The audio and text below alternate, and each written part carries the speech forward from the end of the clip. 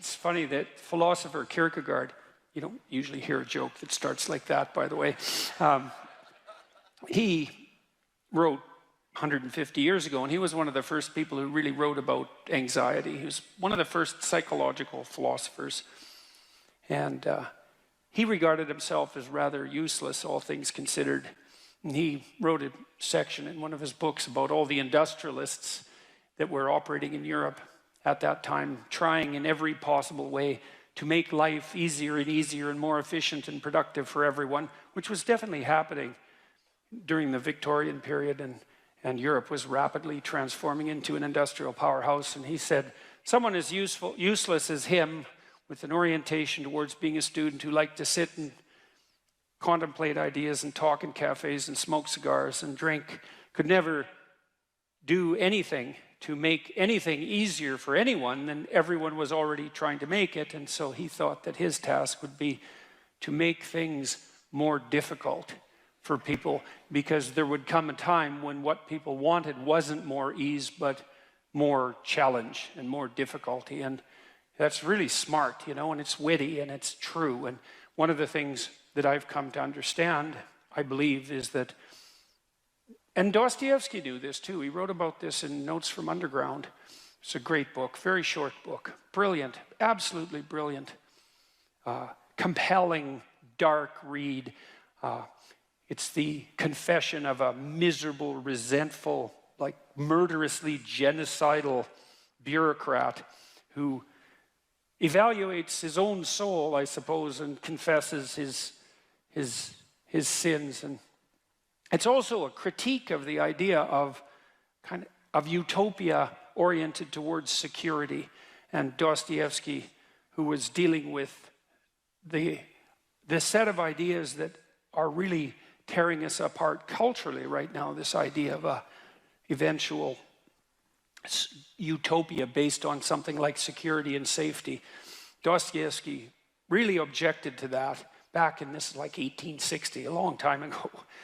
He said, you know, the thing about people that you don't really understand is that, he said, fundamentally we're ungrateful and we can curse. That's what distinguished us from the animals, which I thought is pretty damn comical. But he said something very interesting, you know. He said, if you set up a utopia so that all people had to do was eat cakes and busy themselves with the continuation of the species, that, yeah, right, Russian humor, you know, that after a surfeit of that, after enough of that, which would happen quite quickly, people would just go mad just to break things, just so something unexpected and remarkable could happen, and that we're not built for security and safety, but for something, well, let's call it adventure, something like adventure. That's a good thing to know, you know, because you don't want to suffer unduly. That seems reasonable.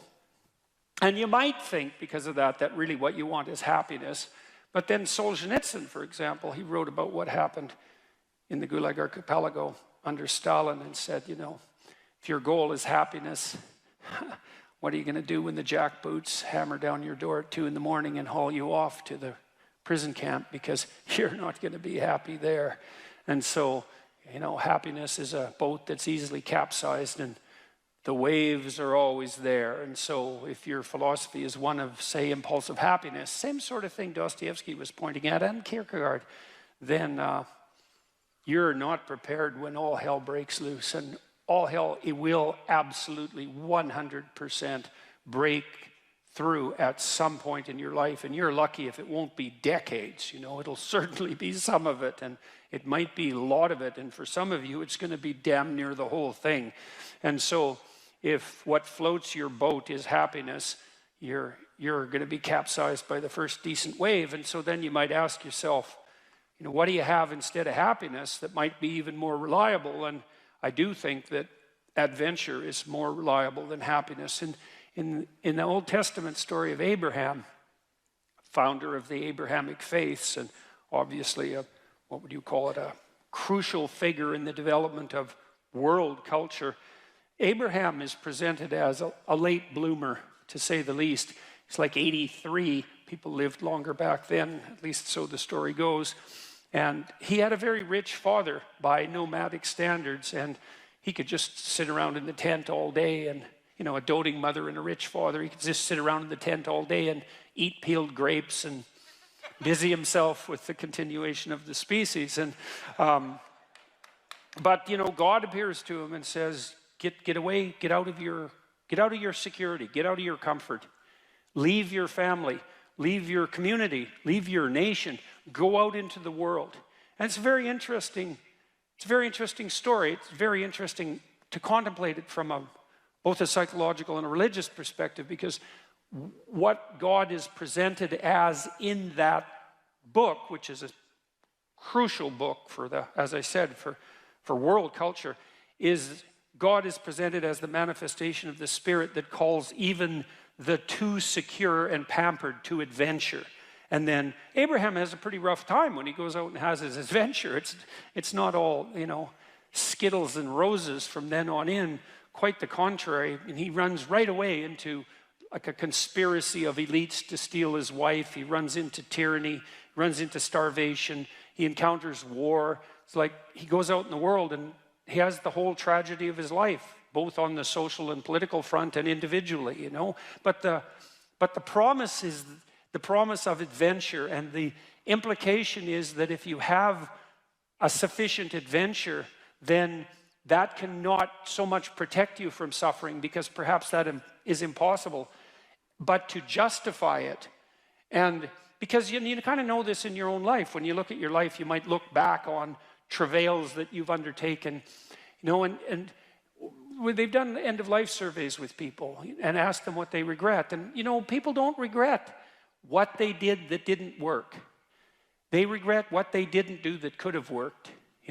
They regret the chances they didn't take. And, even if you do an evaluation of your biography, one of the things that you want to be able to say to yourself is something like, maybe there's nothing better you can say to yourself than this. You can think about this for yourself and see if it's true.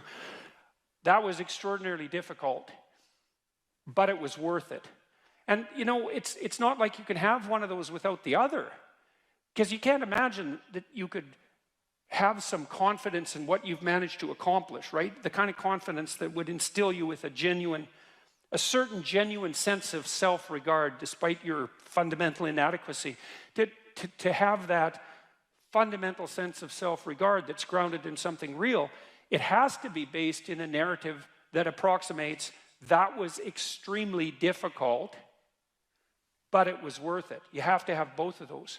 And so that's interesting, because one of the questions we always ask ourselves, this is the theodicy question, technically.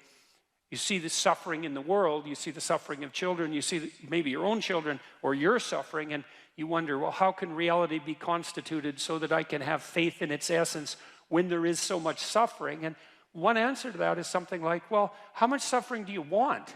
And you might think, none. It's like, yeah, I don't think so. I don't think that's right.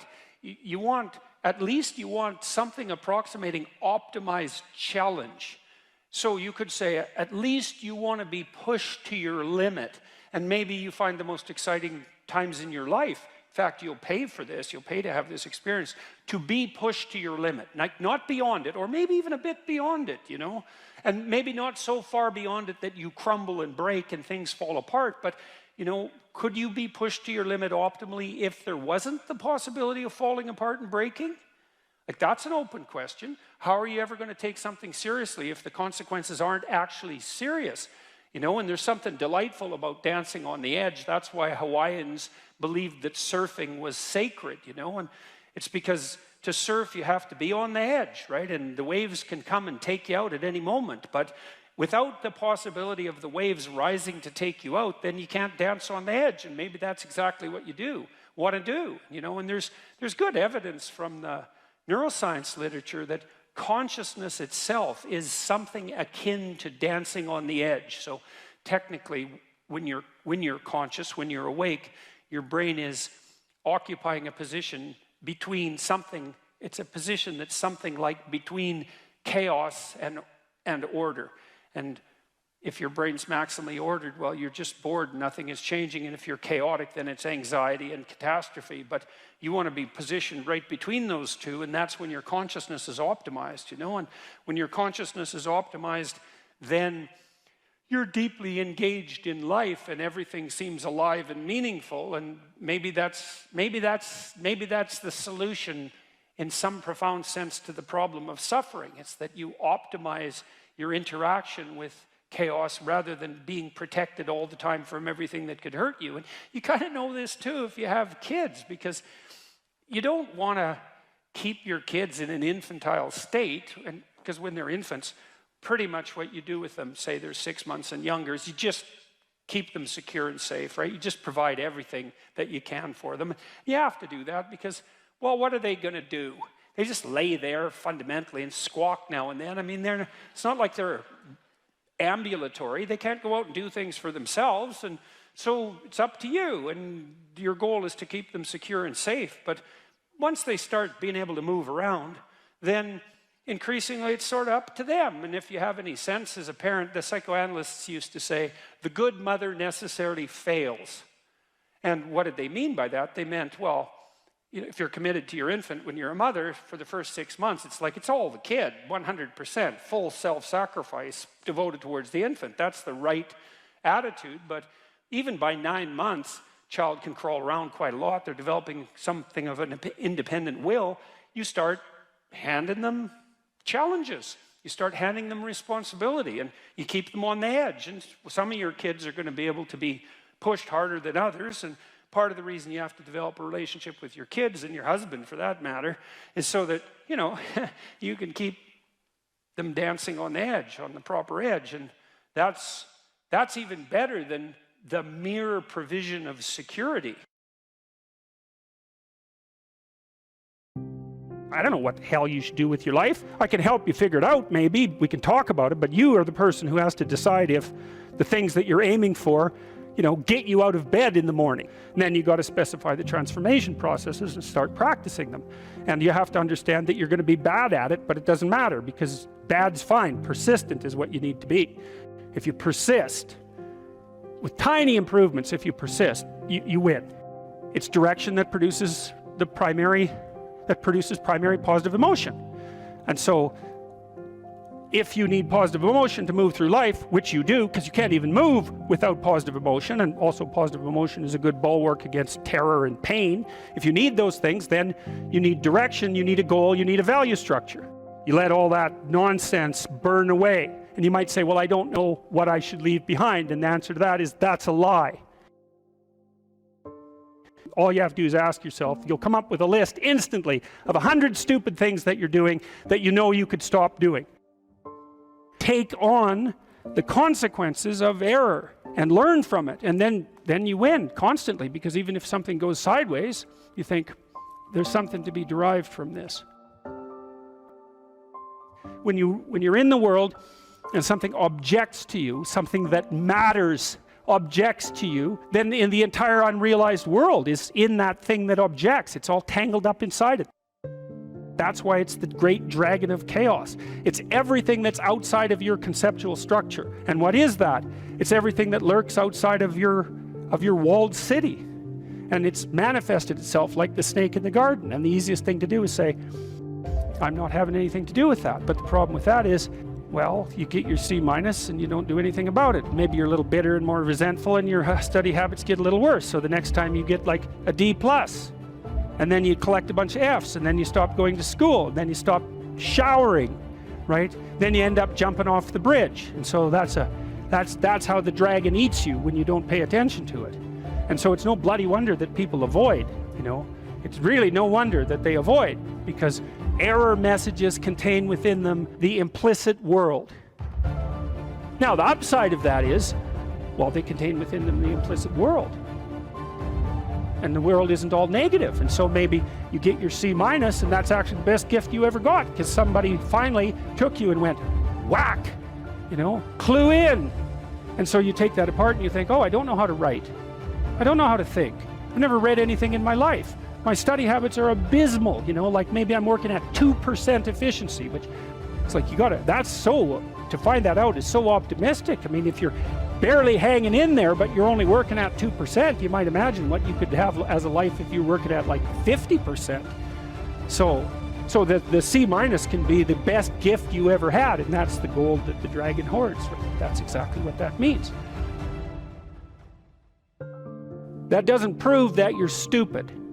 And now it implies that you might be stupid, but it doesn't, right, really, it does, and that's why you don't want to look at it. Maybe it implies that you're lazy, or implies that you're ignorant, or like it implies all sorts of terrible, but you don't want to leap to that, and that's sort of the proclamation of innocence before guilt. You are the thing that is, and you're the thing that becomes, and you should put the thing that becomes at a higher place than the thing that is. That means you also have to allow yourself to shake off those things about you that you might be pathologically attached to, habits and people for that matter, ways of thinking, all of those things. You have to allow yourself to shake those off, and that's more like a burning. That's why the phoenix is the symbol that it is, right? It's old and it deteriorates, it bursts into flame, and then it's reborn. It's like, well, do you want to be reborn? It's like, well, that's not the question. The question is, do you want to burst into flame? And the answer to that generally is no, but that's the wrong answer. The right answer is you let all that nonsense burn away. And so then you look at the micro routines. It's okay, well, I got a C- in this course. Maybe I should study for that course 15 minutes more a day for the next 3 months. And then you ask yourself, do you think you could do that? No, I'm too useless. Okay, how about 15 minutes every second day? You think you could do that? You put it in your schedule, like 15 minutes every second day in the morning. And that's, well, you think, well, what's wrong with me? Well, I'm not very good at managing my study schedule. That's not quite down here at the behavioral level, but it's pretty close, because what you can take an action. You can open up your schedule and you can say, well, I'll mark 15 minutes aside. Then you can practice doing that. It's pretty low level in the hierarchy. It means, well, you're still not a horrible person. You just got to polish up your work ethic. It's like, shut the hell up most of the time. But now and then you don't shut up because it's time to say something. You don't want to make unnecessary enemies, though. Well, you don't want to take yourself apart any more than is absolutely necessary. Develop some of the micro routines on the other side of the personality distribution. So if you're disagreeable as hell, maybe you could start learning how to do nice things for people. And that actually works, by the way. So if you take disagreeable people who are depressed and you get them doing nice things for other people, their depression tends to lift. But then by the same token, if you're agreeable, then you should practice doing some things for yourself and being more tough-minded in your negotiation. You know, you're extroverted. It's like, okay, man, learn to spend some time with yourself, right? You're low in openness. Well, try reading a book that's outside of your sphere of interest now and then. If you're conscientious, well, you should probably learn how to relax occasionally, and so forth. So you can, I think partly what you're doing as you're developing your personality is not moving the mean much, the average, where you're located, but you're extending the standard deviation so that you're a bigger bag of tricks than you were before. Life has got its rat's nest of miseries, and that's for sure. And maybe you could even make a categorical statement that life is mostly a rat's nest of misery. And you can make a pretty powerful argument for that. But then there's a counter question, which is, well, what if you tried not to make it any more miserable than it had to be, right? Then what would it be like? I would suspect that most of that misery would go away, because it's the unnecessary misery that really brings you down. It's like, well, if someone has cancer, it's like, that sucks. But it's not like you can say, if only we had done this differently, then that wouldn't have happened. But when someone's out like torturing you in a malevolent way, or maybe you're doing the same, you can always ask yourself, well, is this really necessary? Is this just like a useless add-on to the miseries of life? That's what disheartens people. And so even in your own life, if you aren't suffering from self-imposed misery, and you're only suffering from inescapable misery, maybe you could handle that, and even maybe without becoming irredeemably corrupt. And so the goal would be, well, yeah, life is a rat's nest of miseries, and maybe it has no ultimate meaning. We could say that if we're feeling particularly pessimistic, but it still leaves one question open, which is, if you didn't do everything you could to make it worse, how good could you make it be? And the least answer is, well, it could be tragedy, but maybe not hell. Is there a purpose to our life? And well, that's a hard question. And then if there is a purpose, well, how is it expressed? And then if there is a purpose and our lives are truncated as they are by death, then how can that purpose have significance? And those are hard questions, but Socrates' experience seemed to be that he had lived enough in his life so that when push came to shove, which it certainly did, he was able to gracefully let it go. And you know, he attested to that with his death. And that's fairly convincing, you know, I mean, that's a fairly convincing argument. And it's one that I find, well, it's hard to tell if I find it exactly credible, but I don't find it incredible. I mean, I certainly have noticed that as I've got older and have done things, what would you say, accomplished isn't exactly the right word. I've participated in many things that I'm pleased to have participated in them, but wouldn't necessarily go back and participate in them again. It's sort of as if when you do something and you finish it, it's as if it's done. You don't have to do it again. And maybe it's possible, who knows, that if you finish your life, whatever that might mean, if you exhaust your life, then that's enough life, you know, that you've had enough. And I mean, that doesn't mean that I try not to keep myself healthy and that I want to die tomorrow. It doesn't mean any of that. I'm trying to stick around as long as I can, but there's still that curiosity about the relationship between life and mortality, and the possibility that a life well lived exhausts itself in some fundamental sense, so that you can be satisfied, let's say, with what you were. There is some psychological evidence that bears on this. If you ask people what they regret, especially as they get older, what they generally report is things not done. So they don't regret so much mistakes they've made, although of course people obviously regret mistakes they've made as well. So they don't exactly regret sins of commission, right? Errors that they've actively made. They torment themselves for opportunities that had presented themselves that they did not, let's say, exploit or engage in.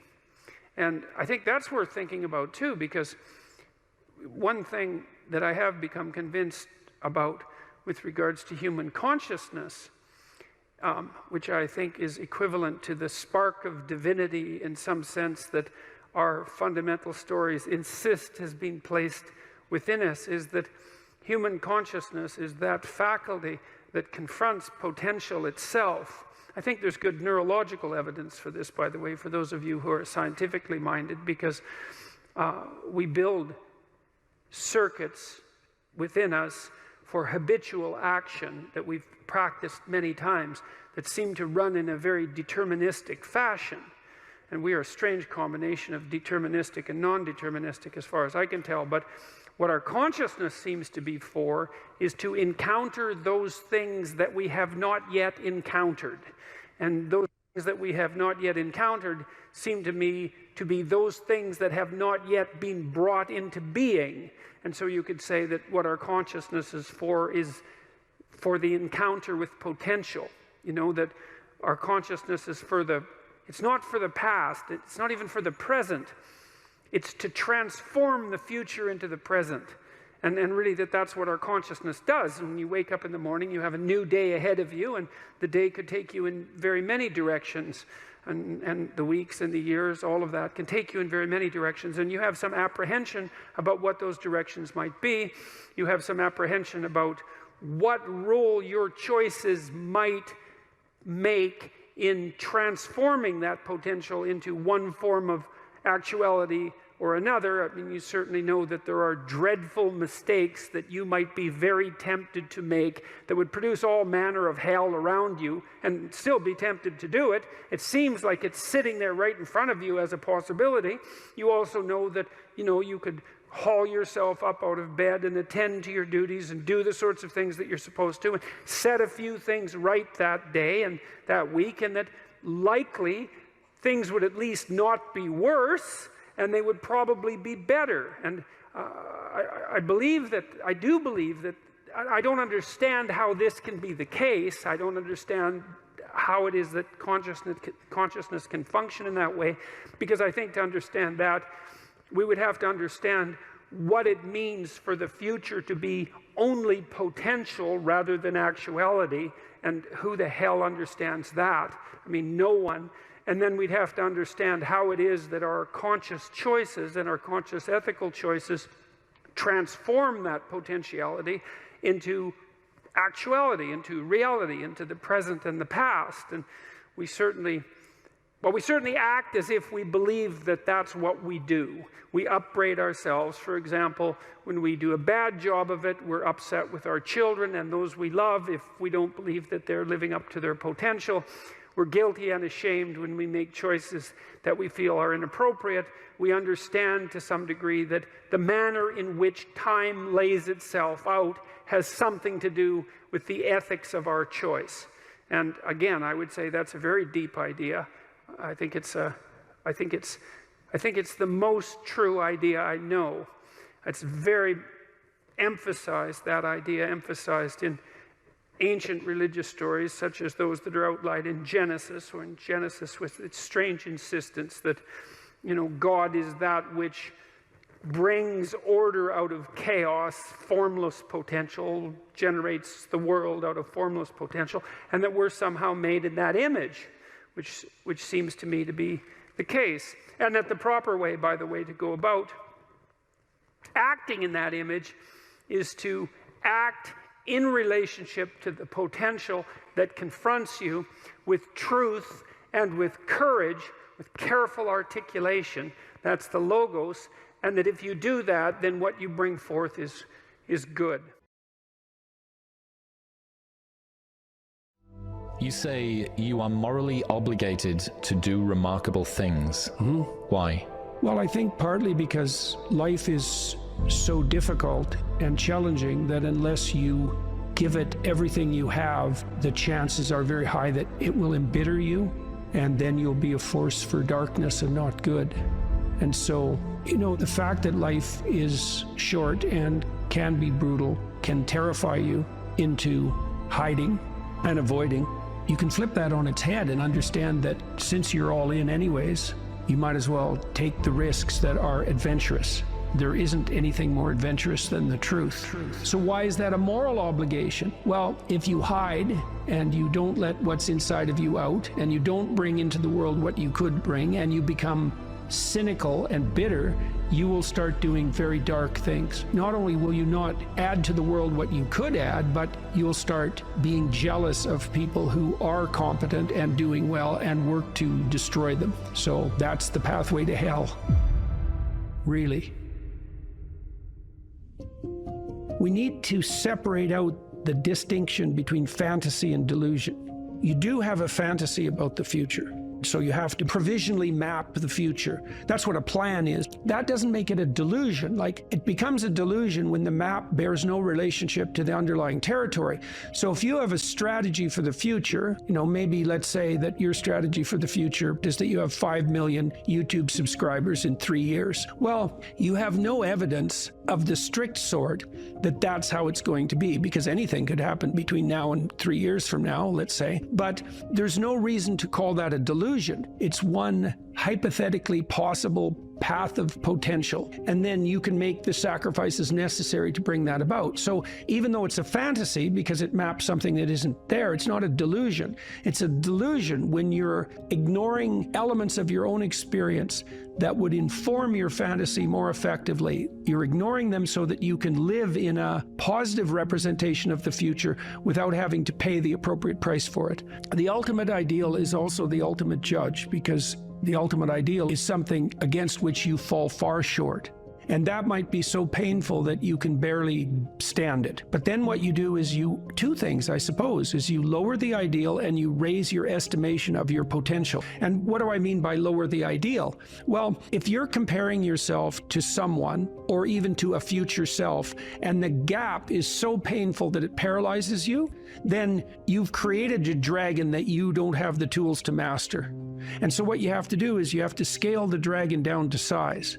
And you want to scale scale the dragon down to size until it's a size that you are willing to move toward, however small that is. Now, you know, if you're here and your ideal is here and that gap is unbearable, then you reduce the gap and you reduce the gap. And you're going to have to do that anyways, because you're not going to move from where you are to perfect in one fell swoop, right? There's going to be incremental steps. So you have to fill in that hierarchy of progression with a high enough resolution representation so that you can start to move forward. There's another gospel comment that's very interesting. It's called the Matthew principle. And the Matthew principle is, to those who have everything, more will be given. And from those who have nothing, everything will be taken. Now, it's brutal because it implies that reality works like this. When you're moving up, you go like this, right? And that's pretty nice. That's a lot better than this. But when you're going down, you go like that, right? It's like downhill, downhill, cliff. Okay, so you want to avoid the downhill path. Well, if the uphill path is like this, which is like exponential, let's say, or geometric, then what that means is that it doesn't matter how big the first steps you take uphill are, even if they're trivial, even if they're shameful in their size, because you're so useless. If you're disciplined in that, you'll speed up extraordinarily rapidly. And so that's the good news, you might say, is that you can take very small steps, even ones that might be shameful in their size, and you have to admit that to yourself. But once you get the ball rolling, it doesn't roll in a linear fashion, it rolls in a geometric fashion. And this is a really good thing to know, because it can take the sting out of the realization of your own stupidity. It's like, yeah, you know, everybody has their weak sides, let's say, things they're embarrassed about. When I first started going to the gym, I was like 23, and I think I weighed 135 pounds, and I was 6'1", very, very thin, 27-inch waist, something like that. And I smoked like mad, and I drank too much. Like, I wasn't in good shape. The first attempts forward I took in the gym, I went to this swimmercise class. Jesus, it was me and this like really fat guy, young guy, probably not in any worse shape than me, and like 7 old women over 70, and they could outswim me. Like, it was pretty damn humiliating. And so I did a semester of that and got myself in somewhat better shape. And then I started to go to the gym to work out, to lift weights. And that was also rough because, you know, I'd be underneath the bloody bench press trying to lift 75 pounds off the rests. And, you know, some muscle-headed bastard would come over and tell me how to do it. And it's like, yeah, thank you. But you know, it's embarrassing, and lots of times people won't do things like go to the gym because they're so embarrassed about how they look or what sort of shape they're in. And it's a pain to start at the bottom, but you start at the bottom where you're weak. And if you want to rectify what's weak, you have to accept the fact that you're at the bottom and that the first steps are going to be painful. You know, it took me about 3 years, but I stopped smoking, and then I stopped drinking, and I gained 40 pounds of muscle in like 3.5 years, something like that. I basically had to stop doing that because I had to eat like 6 times a day. It was crazy.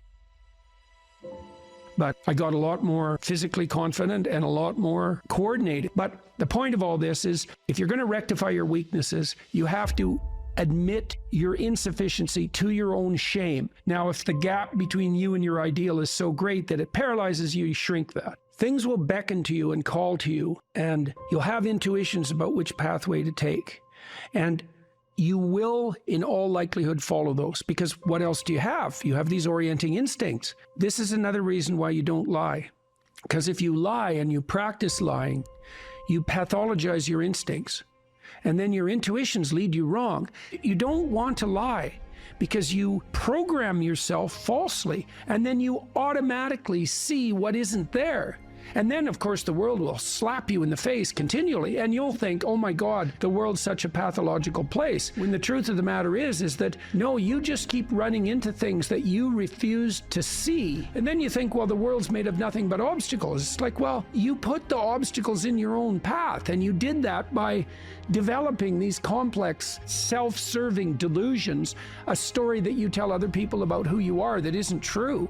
You're trying to lay out a map that bears no relationship to reality, and you keep wondering why you wander off the path and into a pit. It's like, well, how could it be otherwise? People have commented to me many times about my bravery, and I don't like that. It's not right. I'm afraid of different things, than the typical person. Maybe that's a good way of thinking about it. I'm way more afraid of the consequences of saying something that's false or wandering off the appropriate path than I am of whatever consequences might come for saying what I believe and doing what I believe to be the case. I'm way more afraid of that.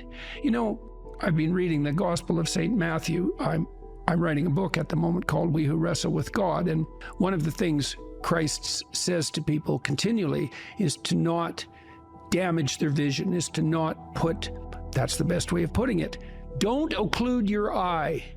You can see what's in front of you if you're willing to see it. And if you're willing to see it, many of the terrible obstacles in life you can just walk around. But if you blind yourself purposefully to follow your own narrow, self-serving delusion, you're going to run into terrible things and terrible people and the terrible part of your own soul all the time. That's what you should be afraid of. You can't be isolated, alone, without responsibility and pursuing your hedonistic nonsense and not be insane and miserable. Those are all the same thing, right? And so, you know, it's got to the point, I've said things that have made me somewhat unpopular, like it's very difficult for people to mature until they have a child. You find a huge part of what you are in that relationship. It makes you responsible, makes you grow up. It gives you the opportunity to mentor someone. You have someone around who's more important than you. Well, that's part of being mentally healthy. It's a huge part of it. This enterprise that I've helped put together, Alliance for Responsible Citizenship, we're trying to put forward a model of governance. It's called a subsidiary model. And the idea is that people have multiple social roles that scale. No, there's you. You should take care of yourself, integrate yourself, which means you can conduct yourself properly across the medium to long run. You're self-sustaining. Then you can maybe extend that to your partner, and then to your family, and then to your local community, and then to broader communities as you become more and more competent and able to take on that responsibility. That's the alternative to isolated hedonic slavery. You slave to your own whims, and it's the alternative to tyranny, because if you take on all that responsibility, you don't have any need for someone to govern you. It's truly the case that your sanity is the concordance between you as an individual and the world. That's the sanity. You're distributed out into the world, and you should be, and that's, you want to be. That's where the adventure is. You want to be solipsistic? The solipsistic porn masturbator. Jesus, it's no wonder you be aimless and miserable. Well, God, it's so pathetic. Why am I so unhappy? It's because you think about yourself. Oh, no, you think about the lowest impulses in yourself all the time. That's why you're miserable. People exist in a sacrificial relationship to the world. What does that mean? It seems to mean something like human beings are aware of their extended self. You know you're going to be around tomorrow and next week and next month and next year and 5 years from now and 10 years from now. Now it's less certain as you go out, but you do have the sense of yourself as something that stretches across the decades. Okay, and so what that means is that you have to conduct yourself in a manner that isn't merely immediate. You have to conduct yourself in a manner that will work across time. Now, how do people do that? They work. Work is a sacrificial gesture. So you work, by definition, virtually. Work is the sacrifice of the present for the future. I mean, maybe someone can come up with a better definition of work than that, but I don't think so. It's like you put in time and effort right now, even if it's something not what you'd like to be doing at the moment. You put in time and effort because you believe. What the hell does that mean? You believe it'll pay off. Well, is that a contract with the future? Is it a covenant? Because the relationship that the biblical corpus characterizes human striving is covenantal. It's a bargain. The bargain is you make the right sacrifices and they pay off. That's the bargain. Now, you might say, well, that's just part of the social contract, but the biblical corpus insists that it's deeper than that. It's built into the structure of reality itself. And that if you got the sacrifices right, the future would be paradisal. That's a kind of sacrifice right there, is that you're willing to sacrifice your short-term physiological and psychological comfort for a medium to long-term benefit. It's the essence of sacrifice. This is something the atheists don't understand about the biblical narrative, is that the narrative insists that we live in a sacrificial relationship. It's the essence of humanity to live in a sacrificial relationship. It's like, well, is that true or not? Well, as you mature, your relationships are more sacrificial. It's less about what you, in your narrow sense, want right now, and it's more about what's good over the medium to long run, including other people. Well, that's a sacrificial relationship. Now, the covenant, and this is a matter of faith. It's the matter of the deepest faith. Are you willing to act out the proposition that the way to make the world reveal its will suffice?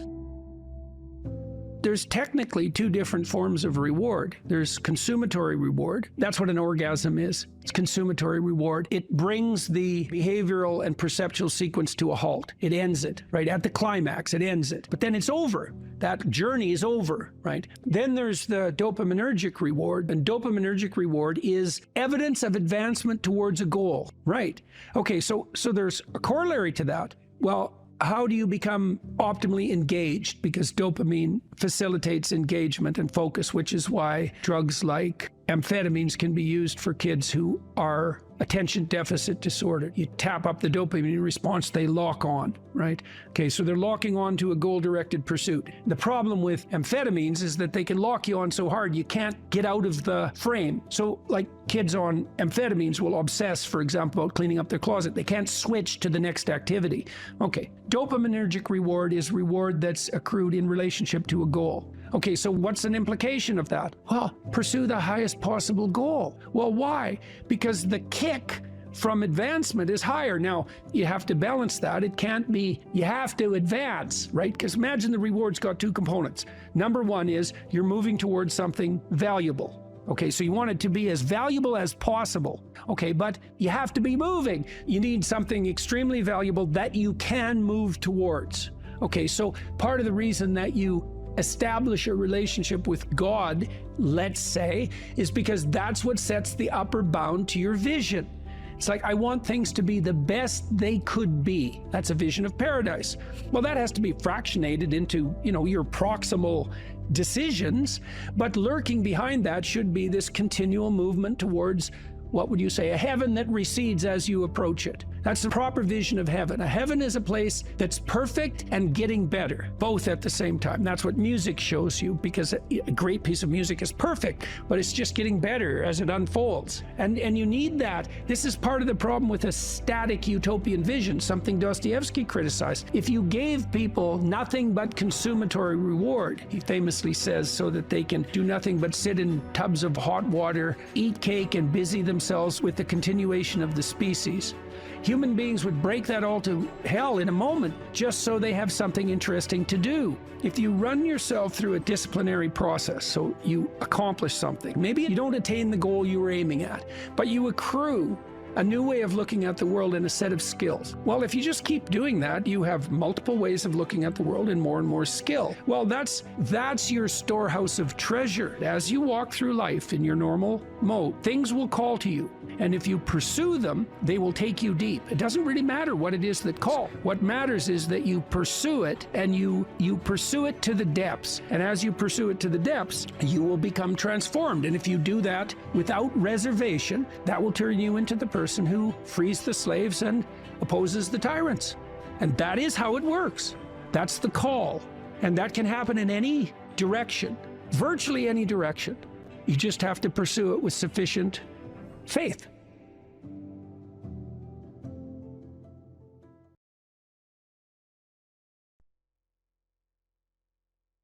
What we mean by soul is something like animating spirit. And you might say, well, what's a spirit? And well, that's actually rather easy to answer. So when a child of 4 is playing house, let's say when a child of 4 is playing house, she acts out the role of the mother. But acting out, that's a strange thing, right? Because she doesn't literally duplicate in her actions or her perceptions in the game what she observed her mother literally doing. So, for example, she didn't go into her mother's bedroom when her mother awoke and watched her turn her head in a particular way to awaken and count the number of blinks so that she could mimic that in her play. And you think that's absurd, but it's not absurd if it's just mimicry. It's not. It's unbelievably sophisticated. So what the girl does is she watches her mother manifest maternal behavior across a vast array of instances, and she integrates that with the image of the mother she's received from all the books she's been read and all the little movies she's watched, the Disney movies and so forth, and she abstracts out the animating principle of the maternal, and then she embodies that in play, and usually with a little boy, and that's practice for what's going to come later. It's unbelievably sophisticated, and she's embodying a spirit, and the spirit there is the abstraction of the central animating principle from multiple embodiments of its manifestation. And if you think children can't do that, well, then you don't know anything about children, because they do that all the time in their pretend play, which is a necessary precursor to healthy psychological development. And so part of what we refer to as the soul is the presence of that spirit, or maybe even the capacity of embodying such spirits. And it's very difficult to know how deep that goes. I had a vision at one point of all the men in my life who've been particularly influential in a benevolent way. And you think, well, just the mere notion of the idea that there could be a benevolent way that would unite the acts of benevolence across a series of men, that's all comprehensible to you. You take that as a matter of course when you say that there are such things as good men, and you can identify them, right? Something stable about whatever is good across multiple manifestations of incarnation, let's say. And I saw that transform into the Father person of the Trinity as the embodiment of that benevolent spirit. Now, I don't have any idea what that means metaphysically, because who does? But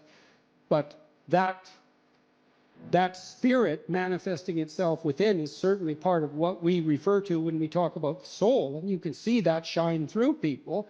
I mean, it's part of what gives someone charisma. It's part of what elicits the instinct to imitate in you. And you see that even in simple things. When you see a remarkable athlete do something incredibly athletic to put the soccer ball, the football ball through the net, to score the goal, and everybody leaps to their feet in celebration of that, well, that's a celebration of the divine capacity to hit the target dead on. And it grips you at such a low level, way down inside your soul, that you're compelled to your feet to cheer, and you don't even know what you're doing. But you enjoy it, that's for sure. And that enjoyment is also a sign of the depth and utility of that response. You see this in all the things that people do that are so-called popular entertainment. It's unbelievably sophisticated. The soul is participating in that in the fullest extent. And, you can say, well, there's no necessary use for the religious terminology. It's like, well, until you come up with a better word, there's plenty of use for it, because it's a very complex and deep phenomena. And to, just cast it into the realm of superstition in some casual manner it's just not helpful. Not in any possible. It's not helpful scientifically. It's not helpful ethically. It's not helpful existentially. Try treating someone for a while as if they don't have a soul. Just really, I mean it. Just, treat them like a deterministic machine, if that's your belief. Really act it out.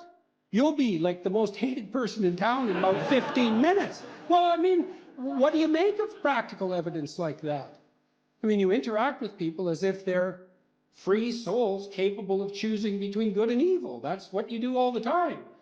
And maybe you can addle yourself out of that by some ridiculous rationalist ideology, but that just means you're kind of a gabbling fool, and it's just going to make you trip over things you don't even notice in all of your social interactions.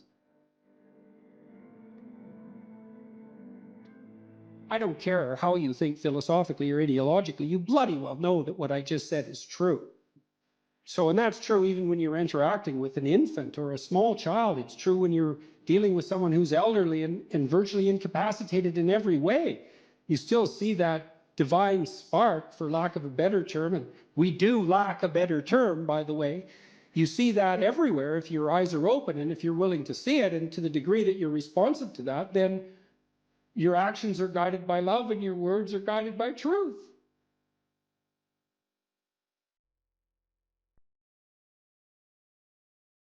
Agreeableness is a very difficult personality dimension to understand, I think, partly because it's difficult to dissociate from neuroticism and as well from extroversion.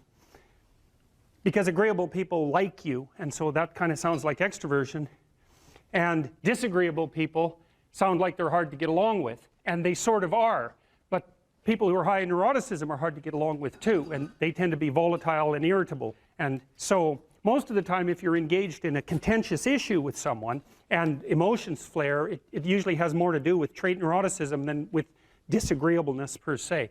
So what I'm going to do is try to describe to you what the agreeable trait is on both of its dimensions, and also to lay out the pros and cons of existence on that normal distribution, trait normal distribution, at more or less every point. Because I think, the way I look at it anyways, is that of all the traits, agreeableness is the one that seems to come with the most marked positive and negative aspects, features, let's say, so we don't confuse it with aspects, the most positive and negative features at each point on the distribution. It's a very complex, seems to be a very, very complex dimension. So I'll read you some of the questions from the Big Five aspect scale, and that'll give you kind of an initial rule of thumb estimate about whether or not you're agreeable or disagreeable. And so here are some of the questions. Imagine that you're answering these for yourself on a scale from 1 to 5, strongly disagree to strongly agree. So the first question is, am not interested in other people's problems. So if you are interested in other people's problems, that tilts you towards agreeableness, and I believe that's agreeableness is divided into compassion and politeness, which also sound like very positive things, right? Because everyone wants to be compassionate and everyone wants to be polite, and so you might say, well, is that a virtue? Are those virtues, with the other end being actually negative, to be not compassionate, not polite? It's certainly worded that way, and that's actually a mistake, because we know that these traits are normally distributed, roughly speaking, right? And that means that there has to be positive and negative features at every single position on the distribution. And so to make the presupposition, for example, that being extroverted is being better than being introverted, or that being emotionally stable is necessarily better than being neurotic, is to make a confusion of moral obligation with trait position. You have to assume that there's advantages and disadvantages all the way along, or the distribution wouldn't have set itself up that way, especially because these seem to be biologically instantiated traits. So anyways, if you're interested in other people's problems, they like to unburden themselves to you, you care about it. That's a mark of compassion. If you're more or less indifferent to other people's stupid problems and you wish they just get on with it, then you're less compassionate, you're harsher and more, well, at the extreme, more callous. Let's see. Respect authority. That's politeness. That's part of agreeableness. Rarely, let's see.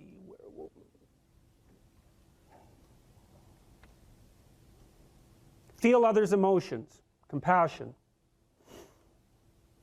Inquire about others' well-being. Compassion.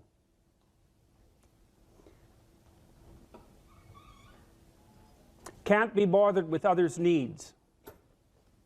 Take advantage of others. That's disagreeable, obviously. Sympathize with others' feelings. Avoid imposing my will on others. Wait for others to lead the way. Okay, I think all of those were associated with trait agreeableness or disagreeableness. So let's think about this for a minute. So I'm going to tell you how I conceptualize agreeableness. The first thing you want to know is that women are more agreeable than men, about half a standard deviation. And that's approximately enough so that if you took a random male and a random female out of the population and you tried to guess who was more agreeable and you guessed the female, you'd be right about 60% of the time. So, but what's interesting about that, and this is something also to keep in mind, is about normal distributions, you know. So imagine you have a normal distribution so that most people are in the middle, and then you have another normal distribution, male and female, and mostly they overlap. But you see out here and out here, they don't overlap at all. And so even though on average men and women don't aren't that much different in terms of their levels of agreeableness by the group. If you go out and you look at the extremes, they're very different. So all of the most agreeable people are women, and all of the most disagreeable people are men. And the thing is, the extremes are often what matter rather than what's in the middle. And so one of the ways that's reflected in society, by the way, is there's way more men in prison. And the best personality predictor of being imprisoned is to be low in agreeableness. It makes you callous. Now you might think, well, what's the opposite of compassion and politeness? And the answer to that is, I think it's best sort of conceptualized as a trading game. So let's say that we're going to play repeated trading games. And if you're very agreeable, then you're going to bargain harder on my behalf than you're going to bargain on your own behalf. Whereas if you're very disagreeable, you're going to do the reverse. You're going to think, I'm in this trading game for me, and you're going to take care of your own interests. Where an agreeable person is going to say, no, no, at best this is, at worst this has to be 50-50, but I'd like to help you every way I can. Okay, now so you kind of understand that. Now the advantage to being agreeable then is that you're good in teams and you're very much likely to give other people credit. The downside of being agreeable is that you're not very good at putting forward your own interests. And so one of the things that predicts salary across time, for example, is agreeableness, and it predicts it negatively. And so it's part of the reason why women get paid less than men. And this is something for the women in the class to really listen to, because how you get paid across time depends on a very large number of things, right? It depends on your skills and your abilities and your position and your social network and all of that. But the other thing it depends on is whether or not you actually go ask for money, or maybe that you don't even ask, because actually you don't ask for money. You tell people that you need to be paid more, or something they don't like will happen. And I don't mean as a threat. I mean that you have to be willing, when you're negotiating, to have an alternative. You go talk to your boss, who isn't going to give you money, because everyone wants money, right? It's a competitive game. You're going to have to go there and say, look, here's what I do. Here's why it's useful. Here's why you have to give me more money. And this is my opportunities if you don't. And then you're not taking your boss's money anyways, because it's very frequently the case that he's working for a whopping big company. But he needs an excuse to give you money, because everyone's asking for money all the time. And so you have to put your case forward powerfully and disagreeably. Now, you don't want to do it too disagreeably, because then he's going to think that you're a son of a bitch, and maybe he's not going to give you anything, and maybe you'll get fired for being mouthy and all of that. And that certainly happens to people who are too disagreeable. You got to get the balance right. But it's definitely the case. And the other thing that happens to women that's also worth noting, and this is probably because they're higher in negative emotion, is they tend to underestimate their own utility in business settings, right? Because if you're trying to evaluate what you're like, and you're more tilted towards negative emotion, then the things that you do that are wrong are going to stand out more on the foreground than the things that you do that are right. So if you go into a negotiation and you're uncertain already because you have self-doubts, and then you're agreeable in the negotiation, what's going to happen is that you're not going to win as often. And winning in a business setting or in a career development setting means more opportunity for promotion and more revenue generated. Now, the downside of that, of course, is as you climb the business hierarchy is that you also have to take on more responsibility. And that responsibility is sometimes unpleasant as well, especially to people who are agreeable, because you're not necessarily liked if you're in a position of authority. And agreeable people really like to be liked. It's their primary motivator, because they're concerned about the maintenance, I would say, of intimate, positive relationships. And that also makes them conflict avoidant. I worked with this crazy psychologist. He used to put jokes on his multiple choice tests. He was a really eccentric guy, but I really liked his courses. He taught a course on creativity, and he was also a prison psychologist, and he was an eccentric guy, and he for some reason liked me, and maybe because I was eccentric too, and he invited me to go out to the Edmonton maximum security prison with him a couple of times, which I did, and that was a very interesting experience, because I was trying to figure out what role each individual's behavior bore to the pathology of the group. It was something like that. And I went out there and I met a little guy, smaller than me. I was a little bigger by then. And he was a pretty innocuous guy. And what had happened was I was out in this gymnasium. It looks like a high school, a prison, which is really quite telling in my estimation. But And there were all these like monsters in there weightlifting, and like they were monsters. I remember one guy who was tattooed everywhere, and he had like a huge scar running down the middle of his chest. It looked like someone had hit him with an axe, and you know, and I was in there, and I had this weird cape that I used to wear that I bought in Portugal, and some boots that went along with it. And yeah, it was like an 1890s Sherlock Holmes cape, and it was really like it was from the 1890s, because this little village was up on a hill. It was a walled city on a hill, and they sold these things, and I don't think they'd changed the style since 1890, and so I thought they were really cool, and so I was wearing that, which wasn't perhaps the most conservative garb to don if you're going to go to a maximum security prison. So anyways, I was in the gymnasium, and the psychologist left. And God only knows, I mean, that's what he was like. And all these guys came around me, you know, and they were offering to trade their prison clothes for my cape. And it was, it was like I was being made an offer I couldn't refuse, you know, and so I didn't really know what to do. And then this little guy said something like that the psychologist sent me to come and take you away or something like that. And so I thought, well, better this little guy than all these monsters. So we went outside the gym through some doors, like school doors. We went outside the gym into the exercise yard, I guess, and we were wandering along, and he was talking to me, and he seemed like a kind of an innocuous guy. And then the psychologist showed up at the door and motioned us back, and so, which was kind of a relief. And so I went into his office, and he said, "You know that guy that you walked out in the yard with?" And I said, "Yeah." He said, he took 2 cops one night, and he had them kneel down, and while they were begging for their lives, he shot them both in the back of the head. And I thought, see, the thing that was so interesting was that he was so innocuous, right? Because what you'd hope is that someone like that would be very much unlike you, let's say, and certainly wouldn't be like someone innocuous that you'd met. What you'd want is that the guy would be like, you know, half werewolf and half vampire, so you could just tell right away that he was a cold-blooded killer. But no, he was this sort of ineffectual little guy who was certainly not ineffectual if you gave him a revolver and the upper hand.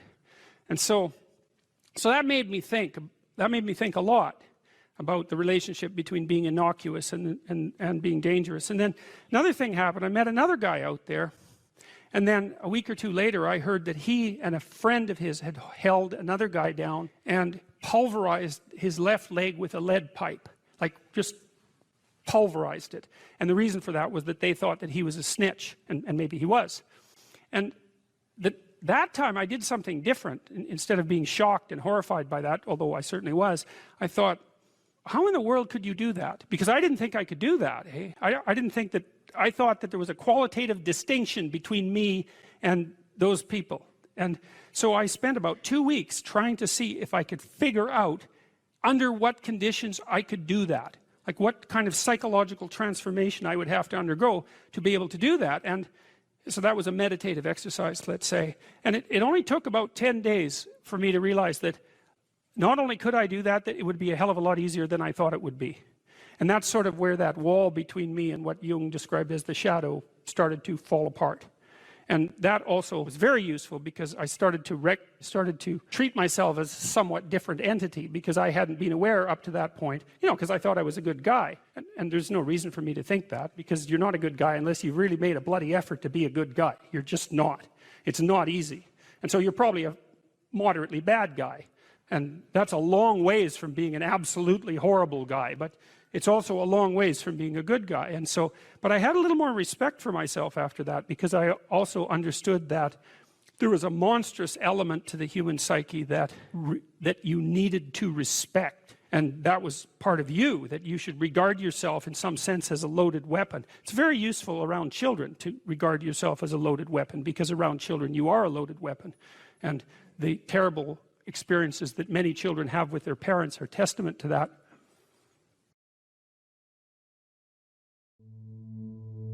Most creative people fail at producing their creative product and monetizing it, right? So your default position, if you're a creative person, is you're going to fail.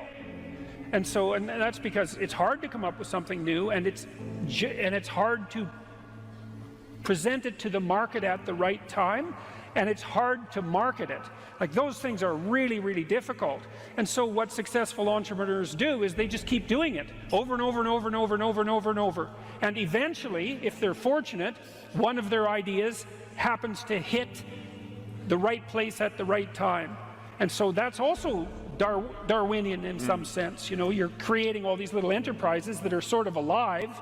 They're run by people, after all, and even if your idea is good, that doesn't mean it will be successful. There's so many things that have to be taken into account. So this is partly why persistence, and that's part of conscientiousness, is so useful. It's like, you know, what do they say? If at first you fail, then try again. And that would probably mean try something different rather than the same thing. But persistence is helpful because it enables you to run many, many experiments. And you need to know that the baseline is failure. You know, it's important, because otherwise you'll blame that on yourself. You know, and some of that's useful because there's probably some things that you could improve about yourself. But it's very difficult to go from 0 to 1, you know. If you're starting out as a salesperson, for example, the hardest sale is the first customer. And then, you know, they get easier with each additional customer. You got to know that there are differences in intelligence. It's really important. If you go into a job and you're not smart enough for that job, you're going to have one bloody miserable time. And you're going to make life wretched for the people around you because you won't be able to handle the position. But what you really want to do, as far as I can tell, if you want to maximize your chances for both success and let's say well-being, is you want to find a strata of occupation in which you would have an intelligence that would put you in the upper quartile. That's perfect. Then you're a big fish in a small pond. And you don't want to be the stupidest guy in the room. It's a bloody rough place to be. So, and you probably don't want to be the smartest guy in the room either, because what that probably means is you should be in a different room. If you want to be the best at what you're doing, bar none, then having an IQ of above 145 is a necessity, and maybe you're pushing 160 in some situations, and maybe that's making you one person in 10,000 or even one person in 100,000. And then also, to really be good at it, you probably have to be reasonably stress tolerant and also somewhat conscientious. There's nothing you can possibly do to become more deadly than to improve your facility with language. And the way you do that is by reading, especially great things, and by writing, and by thinking, and by speaking, for that matter. But how could that not be viewed as absolutely central to what education is about? You want to be inarticulate and stumble over everything that you try to think and communicate? Yeah. How are you going to get anywhere? You don't even know who you are under those circumstances. You're this massive feeling that's expressing itself, you know, maybe in violence because you can't find the words, and you stumble around and bump into things, and you're clunky and dull, and you're not witty, you don't sparkle. It's from the uphill climb that we derive our value, and I mean this technically. So almost all the positive emotion we feel, especially the emotion that fills us with enthusiasm, and that's experienced in relationship to a goal. And so in some sense, you want a goal that you can never attain. So you can always move closer to the goal that recedes as you move towards it. You think, well, that's frustrating. It's like Sisyphus pushing the rock uphill. But it's not, because as you pursue that goal, you put yourself together and your life does get better and richer and more abundant. And that's why the highest levels of virtue and goal are in some sense transcendent. You want them to be above everything you're doing so you can continually move towards something that's more sublime and better. That's what you are. You're here to live, not to sleep. And the problem with the vision of Mai Tais on the beach is that, well, first of all, that's a vision of drug-induced unconsciousness. Second, it's only going to work for about a week. Third, you're going to be a laughingstock in a month and depressed and aimless and goalless. You want a horizon of ever expanding possibility. And so it does happen to people because they've staked their soul on the attainment of an instrumental goal. And it can be a pretty high order goal, but then you think, now I'm there, now what? Well, the answer can't be, well, I'm going to live in the lap of luxury and never have to leave the face. What do you want to be, a giant infant with a gold bottle? You never have to do anything but lay in your back and suck. It's like, you see the problem with that as a conceptualization. It's no, you want to be like an active warrior moving uphill with your sword in hand. And that's dynamic, that's exciting. one of the rules, I think it's rule 4, is compare yourself to who you were yesterday and not to who someone else is today. And see, that's a game you can win. The possibility that you can make yourself slightly better on a continual basis is, I think that's something that's accessible to everyone. I think that's equivalent to leading a virtuous life. And there is something to be said for virtue and truth, you know, and that is one thing. Another thing that I've noticed about people who've been phenomenally successful is that they really do everything they can to live a truthful life. And you can get a bloody long ways by being honest. Lay a disciplinary structure on yourself, get the chaos in check, and then you can move towards a state that's freer, because it's discipline first. Like, look, if you're going to become a concert pianist, there's going to be several thousand hours of extraordinarily disciplined practice. That's the imposition of order on your potential, let's say. But what comes out of that is a much grander freedom. And so virtually every freedom that you have in life that's true freedom is purchased at the price of discipline. But it's not some casual self-help doctrine. It's that if you don't organize yourself properly, you'll pay for it, and in a big way, and so will the people around you. And I would say, start where you can start.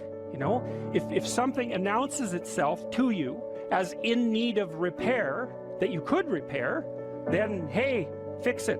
You fix 100 things like that, your life will be a lot different. Now, I often tell people too, fix the things you repeat every day, because people tend to think of those as trivial. You get up, you brush your teeth, you have your breakfast, you know, you have your routines that you go through every day. Well, those probably constitute 50% of your life. And people think, well, they're mundane, I don't need to pay attention to them. It's like, no, that's exactly wrong. The things you do every day, those are the most important things you do, hands down. People are afraid of the truth because often if you reveal it, it causes conflict in the moment. Telling the truth is definitely an adventure. Seeking for sure, but also telling. Another way of going about it is to just say what you think and see what happens. That's an adventure because you don't know what the outcome is going to be. So look, there's this old idea that it's necessary to have faith in the truth. And so here's a way of thinking about that. Someone asks you a question and you might think, well, here's the outcome I want, and so here's how I'm going to answer that question. So that's one way of approaching it. But another way of approaching it is, you ask me a question, I'm going to think about the answer, and I'm just going to tell you what I think. And it doesn't matter what the outcome is, because I'm willing to see what the outcome will be, predicated on the idea that there isn't a better outcome than the one that truth produces. Even if it's harsh and terrible in the short term, and sometimes it is, it's like there isn't a better way of doing it. Now, you might say, well, how do you know that? And the answer is, well, I don't know that. That's why it's an article of faith, because I believe, and I believe this deeply, the being that you produce as a consequence of telling the truth is good, by definition, even though it's harsh and often uncomfortable, because you get in trouble. One of the things that I've really learned recently, or learned to articulate better, is that there's a very tight relationship between aspiration and responsibility. The first question might be, do you need to aspire to something? And the answer is, well, yes, because you have to do something. If you just sit there, you'll die. You can't just sit there. You have to go act out in the world. Okay, so act towards what? Well, that's whatever your aspiration is. You have to have an aim. Okay, well, what should the aim be? Well, it should be something worth doing, let's say. Why do something that you don't feel is worth doing? What do you think's worth doing? Well, if you watch other people and you judge when they're doing something worthwhile, you usually judge them positively if you see that they're taking responsibility, at least for themselves. What, do you want to be completely useless so other people have to take care of you? That's pretty pathetic. And maybe you could get your act together so you're taking care of yourself and your family. And maybe you could even do better than that and take care of yourself and your family and your community. Well, good for you. That's responsibility, and that's an aim. Well, here's one of the things that's cool about that, is that your life doesn't have meaning without aspiration or an aim. Okay, so you need a hierarchy of values. There's got to be something at the top. It's got to be something important. If you don't have that, your life doesn't have any meaning. So if you criticize the hierarchy, or even the idea of hierarchy, you destroy the idea of aspiration. And then people have nothing. Well, that's not helpful. People are built for a struggle, and they're built for a weight. And you want to take on a heavy burden voluntarily. See if you can put yourself together. See what you can do out in the world while you're waiting to die. It's an all-in game. It better be worthwhile.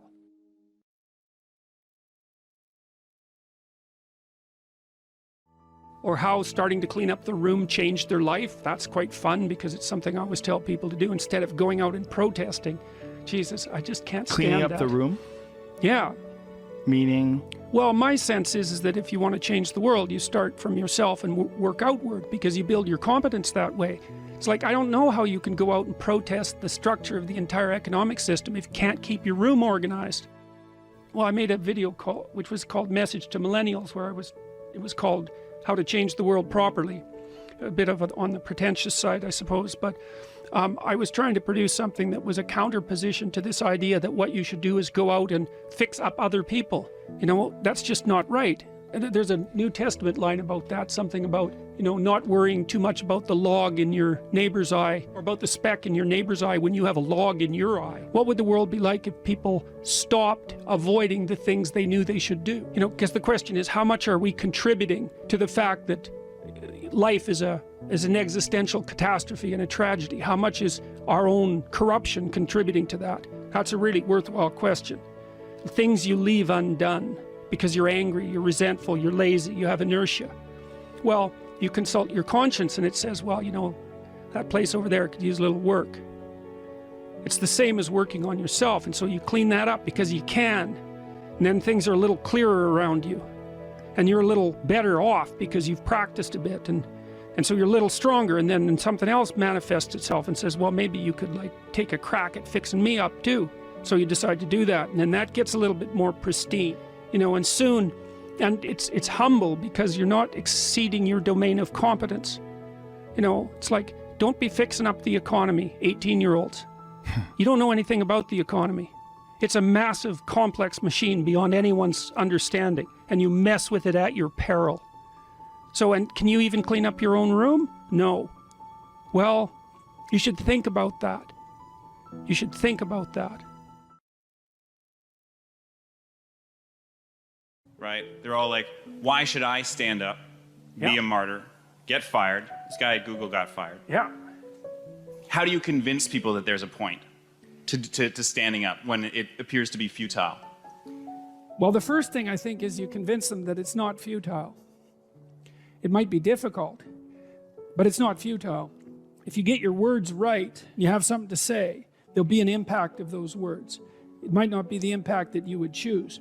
But the other thing you got to tell people is, pick your poison. You may be in a situation where you don't have a cakewalk to the Garden of Paradise. You got tyranny or famine. Those are your choices. But you get to pick which one you have. And I would say if you're being oppressed, and I mean in your soul, by what you're required to swallow at work, well, you think you're not paying a price for that? You got no self-respect, and rightly so. But worse than that, you're an agent of your own destruction. You're destroying your own ideal, and you're letting people who are weak and corrupt win. And if you stood up and stood up properly, but you have to put yourself in order to do this, at least to some degree, right? You can't do it casually. You have to do it from some position of preparedness and strength. Then what makes you think you couldn't scare them back into the corners? And that would be a good thing. And, you know, the alternative, personally, is bad because there's a psychological degeneration that goes along with it. I've seen this with many of the people that I've worked with who have been tyrannized in the workplace to the absolute detriment of their psychological and physical health, right? To the point of collapse, confronting these crazy things when they were sensible people. That's a terrible price to pay, man. Like, it's a bad price. And then if the foolishness isn't dealt with at the local level, when it's still relatively trivial, then it will multiply until it's dealt with at the social level. And we're seeing signs of that already. Antifa is a good sign of that. You know, and problems that aren't solved multiply, and soon people fight. And you know, better to argue than to fight. Unless you want to fight. And some people want to fight, and I can understand why, but I wouldn't recommend it, because that doesn't lead good places. It really doesn't lead good places. So I'd say you have a duty. Maybe that's why you stand up. It's because you have a goddamn duty to stand up and just say what you have to say. You don't even have to be trying to make a point exactly or trying to get something done. It's like, this is how it looks to me. That's what that guy at Google did. He wrote this memo and he said, I talked to him today, he said, well, he went to a diversity training seminar and he thought, no, I don't agree with that. And so then they asked for feedback. So we wrote this document a month ago. This was written a month ago. Got no real response to it. Well, it bounced around inside Google until a lot of people, got interested in it, and then it escaped into the outside world. But all he was doing was, he was told a bunch of things he didn't think were true. He wrote down a bunch of things he thought were probably true. He launched that out and said, well, I think these things are probably true. It's like, well, probably they're true. Well, so he paid a price for it, but maybe we'll see what sort of price he paid for it. Man, he's going to be a lot tougher in 2 years than he was 2 years ago. Like I reviewed this guy's document. I did that yesterday. And everything he said was validated by the scientific literature. So what has happened is that someone has been fired publicly by a major corporation for stating well-grounded scientific truths. Right. They're exactly the sorts of things that I say in my classes, for example. And the reason that I say them is because I read the literature. It's not because I'm personally happy about the facts. I think IQ research particularly is so dismal that you can't possibly read it without being seriously disheartened. If I could reconstruct the world so that the IQ research wasn't true, well, it'd sure be tempting, But that's not how science works. Science doesn't tell you what you want to hear. It just tells you the way it bloody well is. And he got pilloried for revealing a good fraction of current scientific knowledge about gender differences. Okay, that's not good. And as you said, that's a big company and it controls our communication. So how about we do what we can to ensure that these large communication companies don't get to impose a factually false ideological structure on the rest of the planet. Well, you can think about supporting this guy who blew the whistle. There's a fundraiser for him online. He could use some money. He wants to sue Google. Yeah.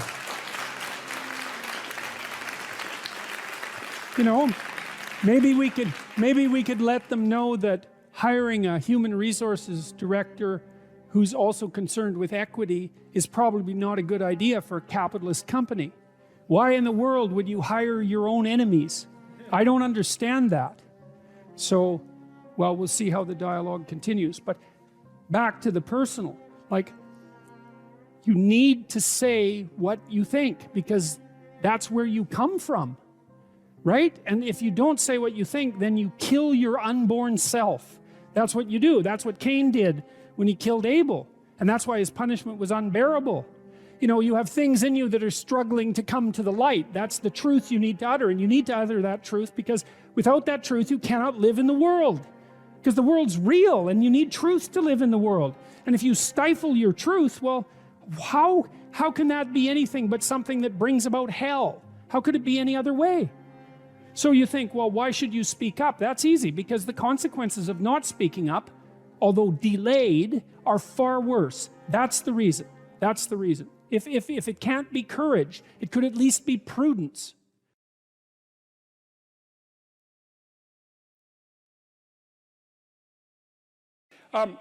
This old client of mine, he was about 85 when he came to see me, and he was a financier and a kind of a mathematical genius. He made these little pendants out of a mathematical symbol for the most beautiful mathematical equation that was ever written. He made them out of gold, and he would hand those out. And he had studied psychology as a young man, and he introduced me to this concept that I didn't know about called the Pareto distribution, which, see, I'd been taught as a psychologist that most human characteristics were normally distributed, right? So most people were average and some people were extreme. That's a Pareto or a normal distribution. Intelligence is like that, and height, there's more people of average height than very tall or very short, and weight is like that, and lots of things are normally distributed, and psychologists tend to assume that everything is, but it isn't. Creative products are distributed in a Pareto distribution, and that's a whole different thing, and it's really important to know this. It's another fundamental fact the knowledge of which can sort of transform the way you conceptualize, let's say, the political landscape. So here's an example of the Pareto distribution. You know, there's a rule of thumb that if you run a company that 20% of your employees do 80% of the work, or that 20% of your customers are responsible for 80% of your sales, or that 20% of them are responsible for 80% of the customer service calls. Same thing, but that's not exactly the rule. The rule is worse than that. The rule is, in a given domain, the square root of the number of people operating in that domain do half the productive work. So you think, well, you have 10 employees, 3 of them do half the work. It's like, yeah, okay. What if you have 100 employees? Then 10 of them do half the work. What if you have 1,000 employees? Well, then it's 30. And if it's 10,000 employees, then it's 100. And this actually turns out to be a rather ironclad rule. It applies across very, very many situations. It applies, for example, to the mass of stars and the size of cities. So you can see how universal it is as a law. And it's something like those that have more get more, and those that have less get less. That's the Matthew principle, right? To those who have everything, more will be given. From those who have nothing, everything will be taken away. And the economists sometimes call that the Matthew principle. And so what that lays out is a world that's rife with inequality. So, you know, you hear this idea that I think it's the 85 richest people in the world have more money than the bottom 2 billion. That's a Pareto distribution phenomena. And you might say, to hell with capitalism for producing that. It's like, sorry, you got your diagnosis wrong. It's a natural law. It's no matter what society you study, you get a Pareto distribution of wealth. You get a Pareto distribution of number of records recorded. You get a Pareto distribution of number of songs written or goals scored. Like any creative product has that characteristic. And it's partly because as you start to become successful, let's say, people offer you more and more opportunities. And as you start to fail, people move away from you and you plummet. And so, okay, so that's rough. So what it means is that there is always a landscape of inequality. And I'm not saying that we shouldn't do anything about it, although I am saying that we don't know what to do about it. That's the thing, you know, because you can modify the Pareto distribution of wealth, let's say, but we don't know how to do it without maybe disrupting the system so completely that it collapses, which is what happened in the Soviet Union, for example, and in Maoist China. They were trying, at least in principle, to adjust inequality. But the cure was far worse than the disease. And the truth of the matter is we actually don't know technically how much inequality there has to be to generate wealth. We can guess, and you could say, well, there should be less, and you might say, well, there should be more. If you're left-wing, you'd say less, and if you're right-wing, you'd say, well, we'll just let the inequality flourish. But we do know that it's inevitable, and we also know that we don't know how to regulate it. So there is inequality. What that means is there's always going to be people around that are better at something than you are. And that's a problem, because you can get jealous and you can get bitter and you can get resentful, and worse, you can get hopeless, you know, because you look like I have this friend of mine. He told me something so funny. He was decrying his lack of success in the world, and he compared himself to his roommate. And he said, you know, his college roommate was doing much better than he was. And his bloody roommate was Elon Musk. It's like, really? Like, it's like, oh, you're not doing as well as Elon Musk. Well, I mean, you can see it would take it rather personally because they were roommates and everything. It wasn't like he was doing badly. Like, he was doing pretty damn well. It's like, I'm not as good as Elon Musk. It's like, yeah, well, you and like 7 billion other people, you know. But I thought it was instructive because you have to be careful who you compare yourself to. Now, you can't just not compare yourself to successful people, right? Because then you don't have anything to aim at. And one of the things I learned from Jung, this was a cool thing, I'm going to make a real lateral move here. Jung thought the book of Revelation was appended to the Bible because the Christ in the Gospels was too merciful. He was too nice a guy. Now, he's an ideal, right? And Jung said, wait a second, an ideal is always a judge.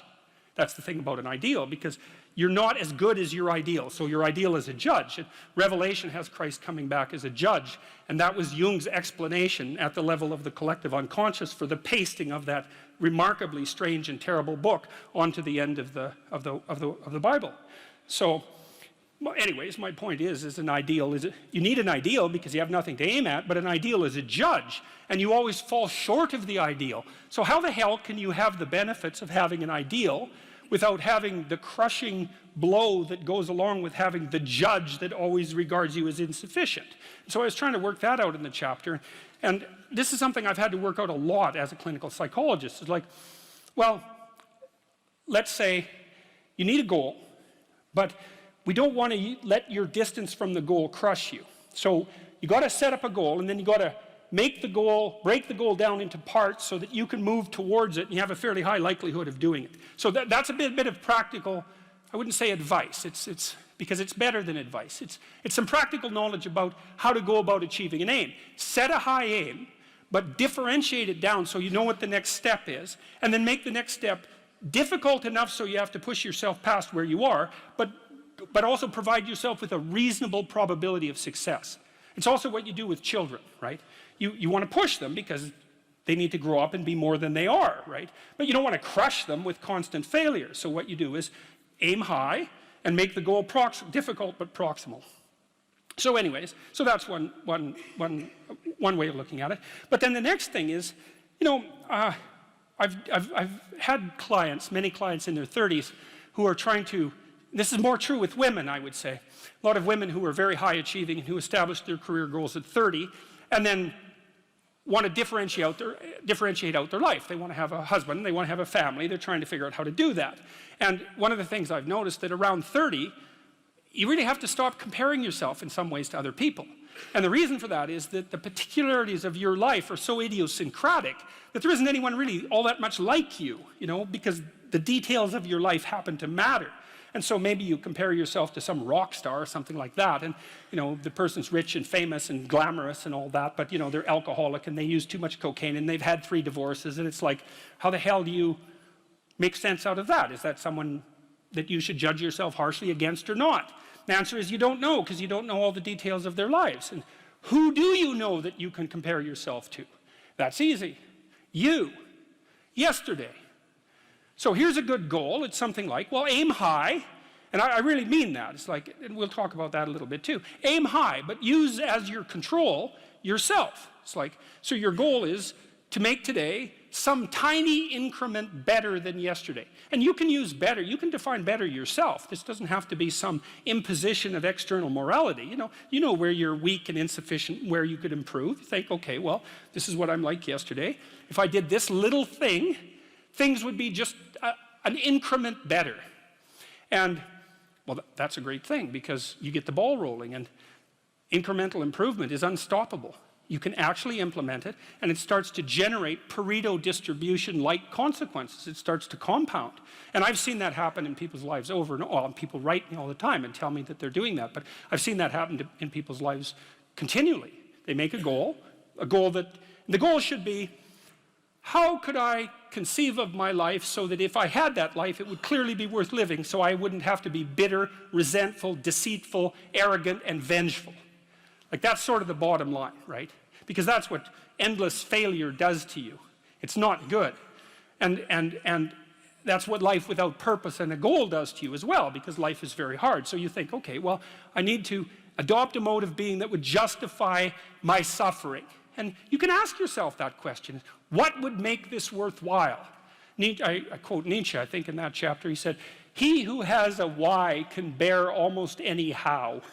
That's a lovely line, man. I mean, it's a lovely line. And it's really worth thinking about. So you think, well, how do I manage all this misery and suffering and futility? It's like, well, I need to figure out what I would have to do in order to make that clearly worthwhile. And so then you have your goal, and then you think, well, I need to move towards that incrementally because I'm kind of useless and can only do so much, and maybe not even that. But all I have to do is be a little bit better than my miserable self yesterday. And that'll propel you forward very rapidly. And you can succeed at it, which is also really lovely, because why not set yourself up for success, you know, because otherwise you'll droop around like a number 10 lobster, and, you know, that's just not good. You get all pinchy when that happens, and it's not a good thing. If you could have what you wanted in this moment, and I could deliver it, what would it be? How much of the mess that you see around you would vanish if the mess that you could put straight was put straight? You know perfectly well But if you put your mind to it and you make the proper sacrifices, there are things you can set straight. What advice do you have for a young man in his 20s? Make a plan. Look at what you're interested in. Get disciplined about something. Allow for the possibility that you have something important to contribute to the world, and that the world would be a lesser place without that contribution. Don't be afraid of taking on responsibility. It's where you find what sustains you in your life. You can take on too much responsibility. You have to be cautious in that regard, but that's a less common problem than not taking on enough. A lot of the things that people regard as traps are actually the means to their life. You have to understand that you're not your own servant, so to speak. You're someone that you have to negotiate with, and you're someone that you want to present the opportunity of having a good life to. And that's hard for people because they don't like themselves very much. You have to believe that your action has some redemptive possibility, because why would you do it otherwise? And you might say, well, I kind of believe that. It's like, well, that's not good enough. You know, you kind of got to throw yourself all into it. And what's the cost anyways? It's not like you're going to get out of this alive. So you're pretty much all in, whether you want to be or not. And maybe if you were voluntarily all in, things would be a lot better than they are.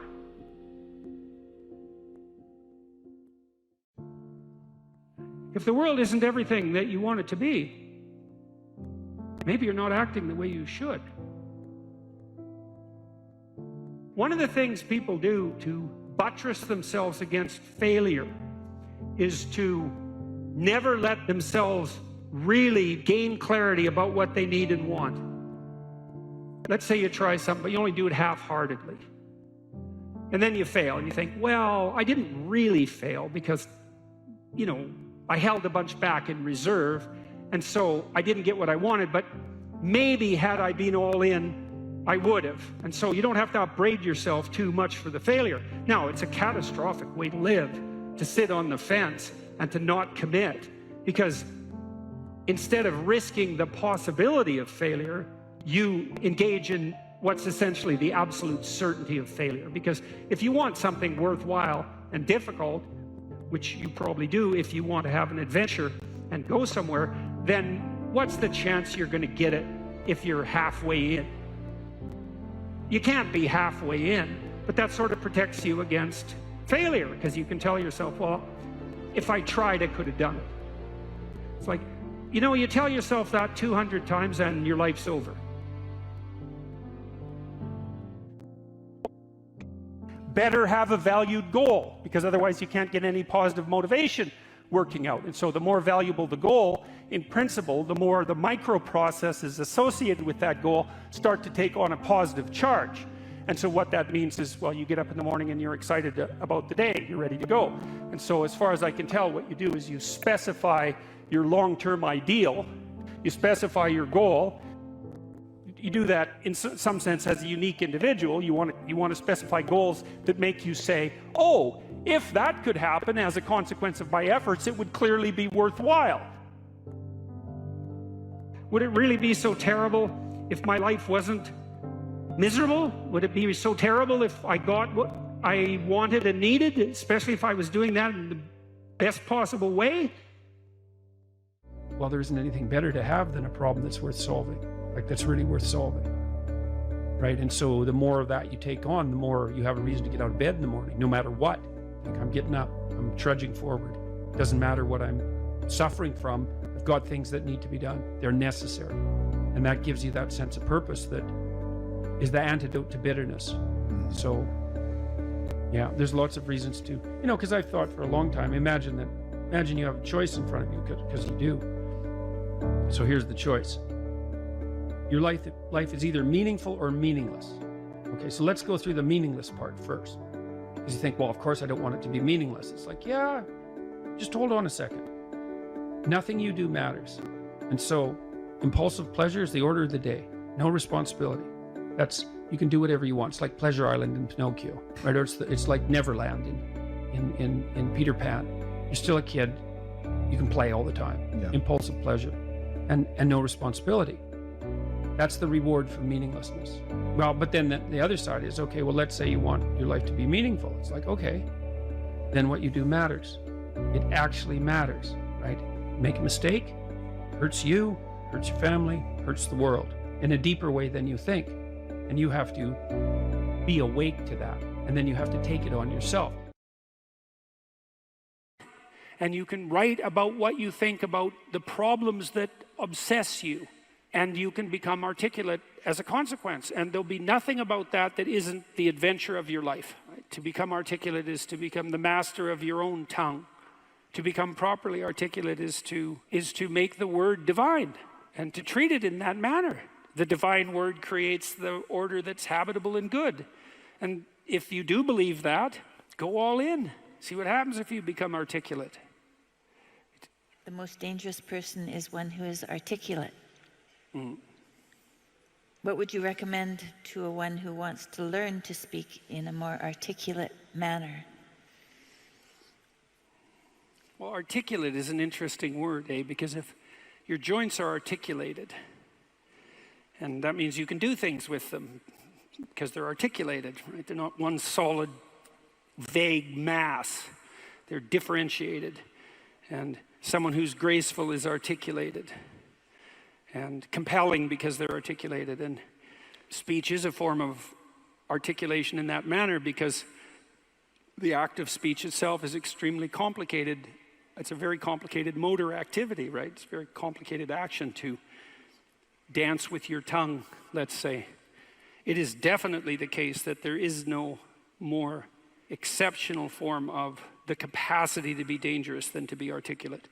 And one of the things that really shocks me, and part of the reason that my son and I and our co-workers developed this essay app, is that young men in particular are never taught this. Why be literate? Do you want to be competent and dangerous, or do you want to be vague and useless? Because those are your options. And I don't care what your job is. If you're a plumber, I have great respect for plumbers, by the way, and you're articulate, you can negotiate with your clients, you can introduce your coworkers, you can make a case for your employees, you can advertise your services, you can think through your problems. You're firing on all cylinders. Our whole culture is based on the idea of the supremacy of the word. Our whole culture is based on the idea that it is the word itself that extracts habitable order from chaos and possibility. And the reason our culture is predicated on that is because it's a deep truth. And to the degree that our culture actually embodies that, it works. It's a great thing to be articulate. It would be so lovely if our educators were wise enough to communicate this appropriately to young men who are striving forward, and to let them know in no uncertain terms that if they want to make themselves into forces to be contended with, that there's no surer route to that than an exceptional poetic literacy. Now, it's not like young people don't have an intuition of this. There are reasons they admire rap musicians, for example, who are often extraordinarily articulate in their performance and their capacity for spontaneous poetic utterance.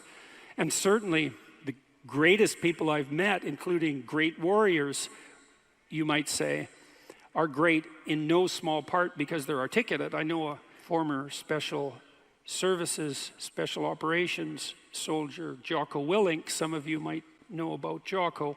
He's about 4 feet wide and about 3 feet thick, and he's one tough son of a bitch. I'll tell you, you don't want to mess with him, and he knows perfectly well and is very capable of articulating the fact that his success as a eminent warrior is in no small part dependent on his ability to communicate. Because he could communicate well, he could listen to the men who were under his command. Because he was articulate, he could explain to his superiors the situation on the ground. Because he was articulate, he could make a case that the men under his command who were deserving would be promoted. Because he could think in an articulate manner, he could plan strategically and not lose battles. And what's the alternative? You want to be inarticulate? You want to say ah and like and and pause and stumble and be unable to formulate a strategy, be unable to elucidate a vision, be unable to compel and convince other people, to entice them with your articulated vision of what might be? You want the opposite of that? Why would you want that? You would choose awkwardness over grace? It's preposterous. It's beyond foolish. And I cannot understand for the life of me why this case isn't made in a compelling manner, particularly to young men. And I know it's not being articulated to young men because they're dropping out of the educational realm in droves. And it's unbelievably sad. So, how do you become articulate? Well, by paying attention to what you say, you can think of this as an analogy. Imagine that you're trying to walk across a swamp and the swamp is murky. But you know there's a path under the water, but it twists and moves. And if you stay on the path, you won't drown. The crocodiles in the swamp won't devour you. And as you walk forward, you can feel with your next step where the stone might be.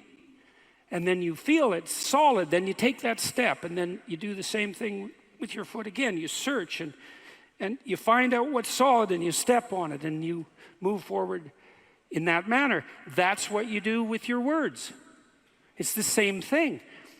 You feel and you feel, is this the right word?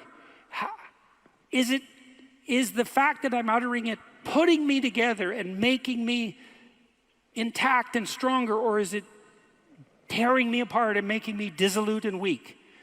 And you can learn to do that.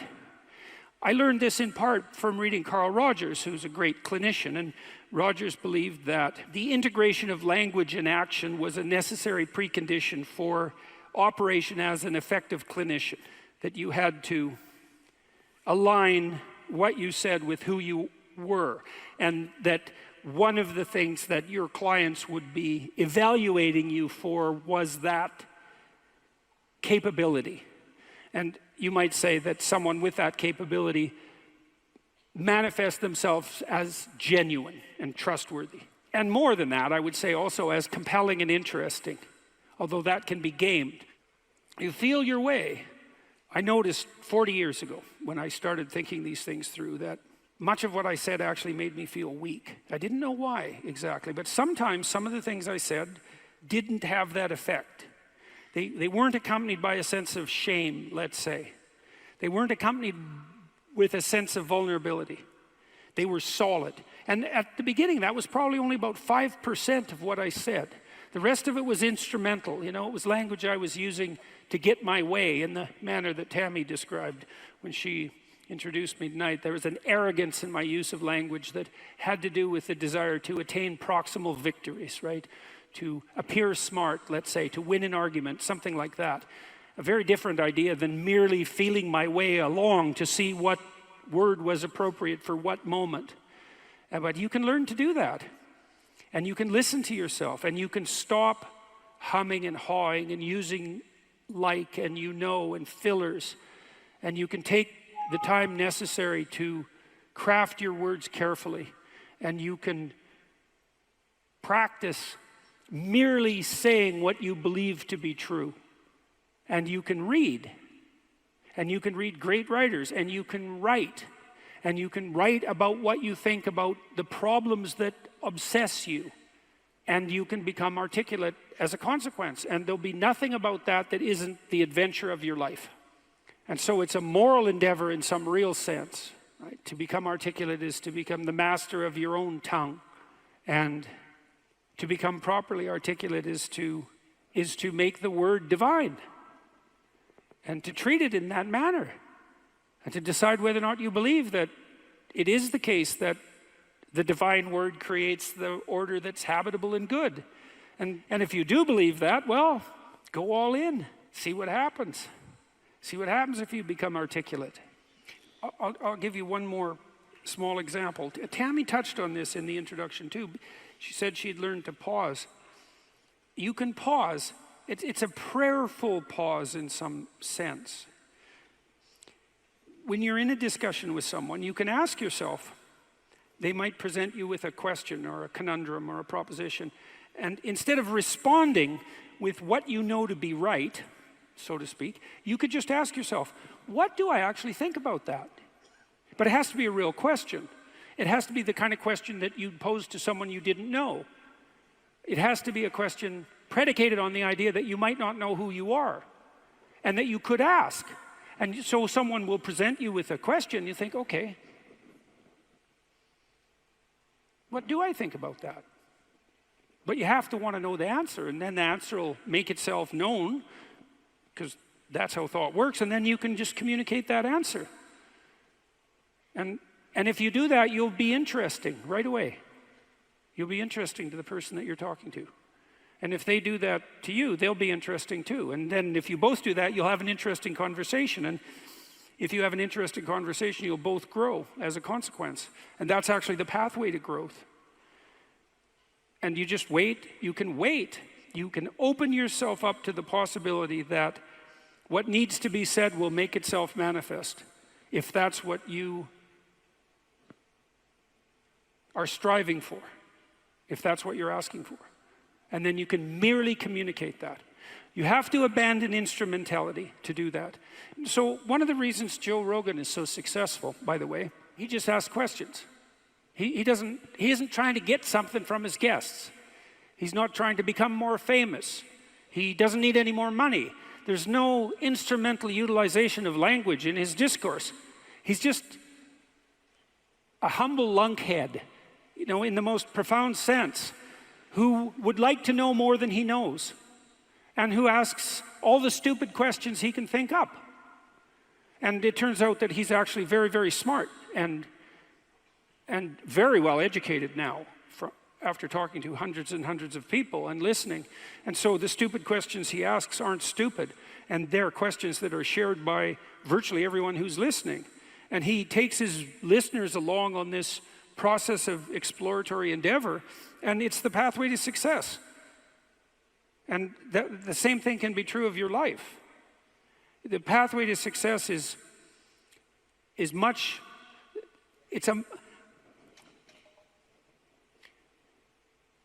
if you're guided by the spirit of honest inquiry and every word you say is reflective of what you believe to be the truth, then the pathway that you walk on is a golden pathway to success. And I know that. I know that to be true.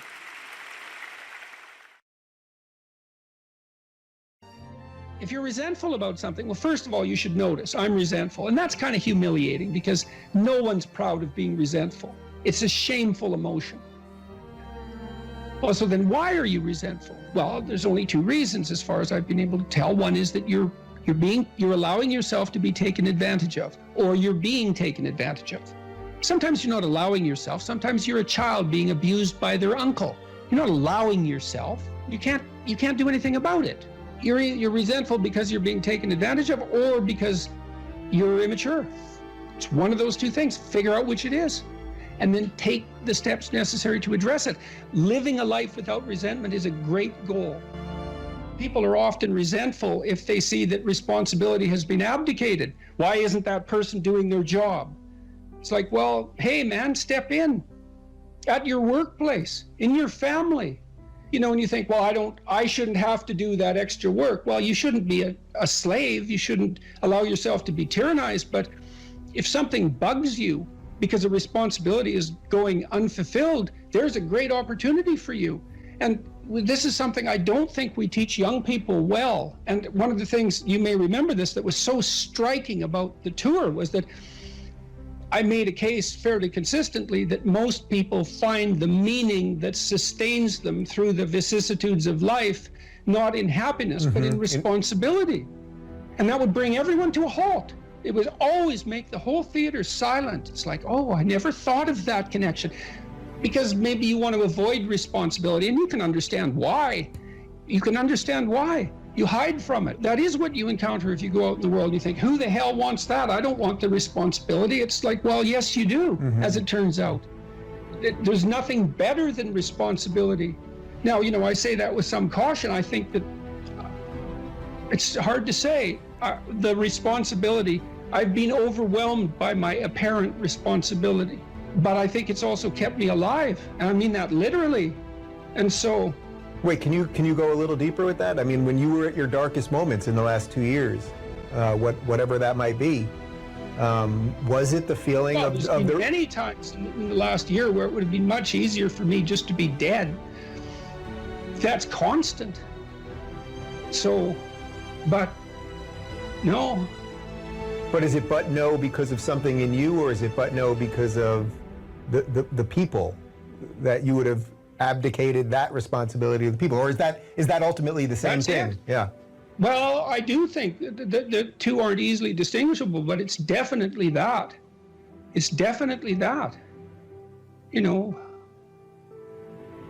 And it's one of the chapters, the last chapter, is be grateful in spite of your suffering. You know, you need a meaning to sustain you through suffering. And it is the case that you find that in responsibility. Well, and so it's good advice for anyone who's at work. You're resentful about this and that because people aren't pulling their weight. Pull it. See what happens. You become indispensable instantly. You'll know everything.